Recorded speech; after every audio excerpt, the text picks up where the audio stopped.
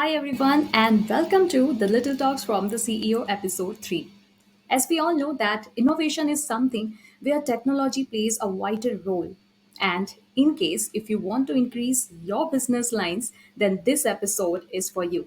Let's welcome Dushyant Savadia, who's a founder and CEO of Ember Group. So let's hear it from Dushyant himself. Hi, and good morning, Dushyant. Welcome to my channel and welcome to episode 3 of the Little Talks from the CEO. How are you, Dushyant? Very good morning, Jyoti, and good evening to you in India. I'm very, very well. Thank you for asking. And how are you? I am super fantastic. Thank you so much for asking, Dushyant. And people who are listening to us, let me introduce Dushyant Sabadia. He's a founder and CEO of Amber Group, and he's also an international director of the Art of Living Foundation. And he's a man who believes giving back to the society whatever notions he have in terms of technology. So let's hear it from Dushyant himself. So Dushyant, if you can tell our audience that what type of products you build, as I can see you have 10 business lines into like different sectors. So if you can just help whatever you want to explain in this short duration, any of your project, Dushyant. Thank you. I think our flagship product is the Amber Connect, which is our vehicle tracking fleet management solution that we've built, which is now active in over 30 countries around the world. And it is the company which actually brought us the flagship name for Amber as well. Apart from that, we have Amber Innovations, which is a software development company. We do software development for a lot of large banks and companies globally. We went into payments, we went into petroleum, we went into aviation. We also went into cybersecurity recently, and now we are going into the media as well in the next few weeks. We are busy acquiring a large media house in the Caribbean, or not fully at least, but significant equity. The passion behind all of our business is just one: how do we serve the society, not just through technology, not just through the product we build that serves people in a certain way, relieving them of some stress, some pain points that they have in their life. But also at the same time, we donate most of our net profits back to society as well. But in the initial days, when you started with just Amber Connect, there are chances that you might have faced that I have to hire a right person who can handle my multiple businesses. So in terms of team building or team formation, how did you manage that part, Dushyant? I think most entrepreneurs, most CEOs expect loyalty from the staff. Yes. But I believe loyalty works both ways. If you do not exhibit enough loyalty, enough trust, empower them to make decisions, give them a voice in the business, people will not stay for long. Nobody wants to be a robot these days. And when, as you sit on the chair of a CEO and you think you know it all and you are the one have the vision and everybody has to follow you, that kind of mindset is not conducive for high growth. To me, I hired the right people because as a CEO, I know I have a lot of flaws. I know I can't do a lot of things. I'm not good at everything. I'm good at one, two things, and there are 10 things that I really don't know how to do very well. And that is why I went around looking for the right people who can complement. And I brought them all as partners, as friends, and less of a bureaucratic, strict structure. And I think the more you keep the environment of your business light, more you keep the glass door policy that anybody can talk, anybody can express, you have to make people feel that they're working for themselves, not for you. And when you can achieve that epitome of trust, then everything just works magically. And I've hired people with absolute no skill to do that job. But just being in that portfolio in 6 months' time, in a year's time, they just magically start performing well. And you suddenly realize, my God, this person had the potential. Had I not given him the opportunity, he would have not been able to contribute the way he is. So it's a combination of factors. I think one is your loyalty to your people. Two, your ability to listen to them when they come up with ideas and concepts and opinions. Third, elevate them, don't suppress them. Yes. Fourth, trust them. And fifth, most importantly, allow them to shine into their creativity. You don't have to tell everybody what to do. Sometimes You need to hire people who can tell you what to do. That is how enterprises grow faster. Exactly. Very true. Very true indeed.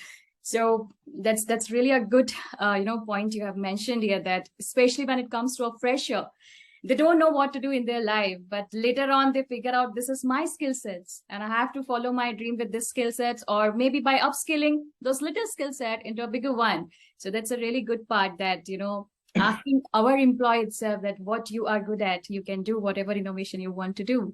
So that's a really good point, Dushyant. Well, coming back to my next question.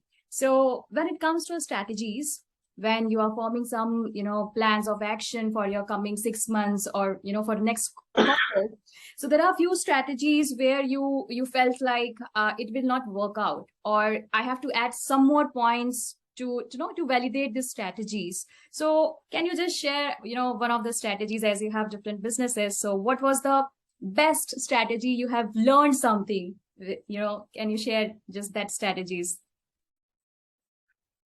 I think the only strategy that has worked for us as a business is you have to become customer centric. That's it. In business, we tend to think like this. We are capitalists. We're supposed to be capitalists, making a lot of money for ourselves. But then everything starts going in a different track. For me, the biggest learning, the biggest strategy that we've adopted is always becoming customer centric. How can you give more and take less? If it's very hard to grab this concept, it's not very easy for everybody to understand what I'm trying to say. Yeah. When we built the Amber Connect product, there were seven fantastic features that would have been sufficed for selling and making money forever. And this is, in fact, those 7, 8 features were also far beyond the rest of the industry already. We didn't stop. We delivered close to 62 features on our vehicle tracking app alone. Now, why did we do that? Why did we kept on spending more and more and more money, so that on the customer side, we kept solving more and more pain points. We built artificial intelligence in vehicle tracking, which has never been done before. Imagine you drive home and you park your car, and the car automatically, intelligently knows you're home. Yeah. And it arms itself that if anybody opens the door of your car or turns on the ignition, it blows the horn, flashes the light, immobilizes the engine, call you on your phone and put a loud noise on your phone and inform our command center that your car is at risk. Everything in 3 seconds. Now, we didn't have to spend all that money to do it, but when you become very customer centric and you're always thinking about you not as a company delivering a product, but you as a consumer using your own product. Yeah. What would you want to have in that product that can solve and bring me more peace or benefit me in another way? So the more customer centric we became, the more we started growing. And there is a saying, right? What you give comes around 7 times more. 7 times. And it is hard for entrepreneurs to grab this concept that how can I keep giving and giving and giving and I get nothing back, or how do I balance this factor between giving and receiving? But I think I just dared. I just thought, no, I'm going to go all out. I'm going to do what is best for my society, best for my consumers. And then, when profit comes, profit comes. So you have to become people first, profit next company. Then you will see the path of success becomes a lot more easier, because you will earn a lot of goodwill. You will earn your name. There's a saying that you work for your name for the first 3 years, and your name works for you for the next 30 years. 30 years. Work for your name first. When you're a startup, when you're doing something new, your humility, your lack of boastful nature, your ability to just be humble and relax in front of the customers and listen to them, and they will criticize. Everybody will criticize. When you build a new product, everybody will criticize, Jyoti. There is no way out. Mm-hmm. But when they criticize, you have to bear in mind only those criticize you who actually want you to be better. Yes. If not, why would I even take time to criticize you? I don't know you. I'd have nothing to do with you. So when people criticize you as a startup or as an entrepreneur, you need to stop taking it as an offense. You take it as some well-wisher guiding you how to become better. So these are the ingredients, I think, which are very essential for growth. For growth. Fantastic, fantastic. So, Dushyant, like, as you know, that this particular era is all about startups, and there are very few people who thinks like, let me just start my own startup, rather than doing a 9 to 6 job. But they don't know the direction, where to start, how to start. Will my product be a fit in market? There are lots of questions, in their mind, and at some point of time, they just felt like, let's not start, let's just do a normal job 9 to 6. So in order to do this, let me just ask you another question, that what are the few tips you want to give to this new generation who are having a very zeal to start their own startup, having a business idea, but they don't know the right direction to start off. So if you can help, just few tips from your side, Dushyant. I think you made a very valid point. When you have a 9 to 5 job, you need roti, kapda, makan, right? You need to have your shelter, food, and clothes provided to you every month. You can't just withdraw from your regular income and try something new without enough financial backing to support you. So what I was saying is that, Jyoti, to answer your question, one must make sure that they have their basic necessities met first. When you're going down the startup route, either you have enough funds in the startup pool that would fund your personal expenses for the next 3 years. Because it does take time to build a business, and it takes time for the business to start generating profits. And then you start taking a salary out of those profits. Yes.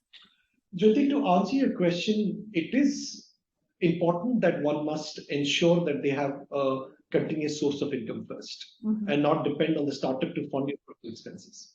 Unless you have generated enough funding for your startup, then of course you use a little bit of that money for your personal sustenance. So that's one. Second, no matter what you start, everybody's going to say, or not everybody's going to believe that you're going to succeed. You don't let that noise get into your head. Too. Third, what is very critical is that you believe in your own product. Fourth, what is very critical, that when you are building your product, you remain customer centric. Differentiate yourself from the rest of the market, because whatever you're building, if somebody has built it already, how are you going to do it differently than how others have done, is where you will survive. Yes. Because we are only reinventing now. We're not inventing anything new. We're only reinventing everything again. So when you are in the reinventing mode and building a product which you want to say that it is different than others, it has to be substantially different. It has to have something unique in it that others don't do yet. So that uniqueness is what you need to find inside your product that will become a sticky point for the consumers. Finally, and also, the fifth point is also to make sure that you don't burn money too fast. Yes. Because, we have some funding in the bank, let me, and then I'll figure out how to raise some more capital. This is the pitfall most startups go into. You run out of funding very soon because you burned money too fast. You've not cleverly used the money. And then you want another round of investors, and the product is getting delayed. And then the investors are unhappy. You are at the brink of shutting it down. It doesn't help. So go slow. Think how you want to carefully spend the money. Don't extract too much money or too much capital out of the business, and use your capital very wisely to get there faster. Sixth, get out into the world. Business will not come to you if you're sitting on your chair in the office. Yes. Get out. Jyoti, I travel 9 months in a year.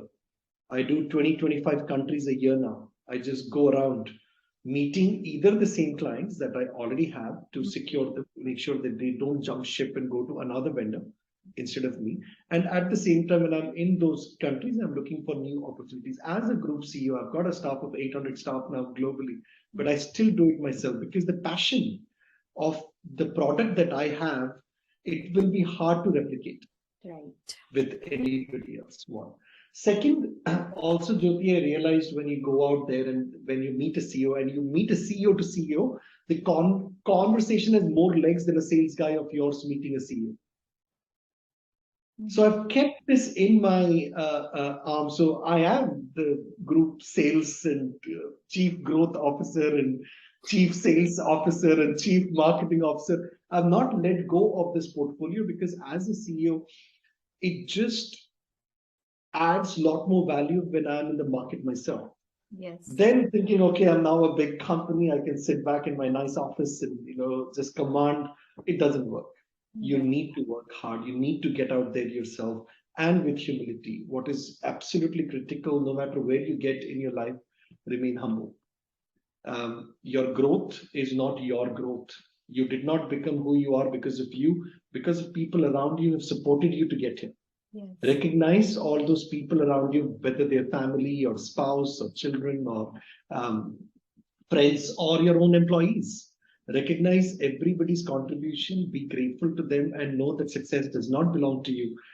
The success belongs to people around you who supported you to get you where you are, and the higher hand also, who has been an instrument to provide reality to the sincerity that you had.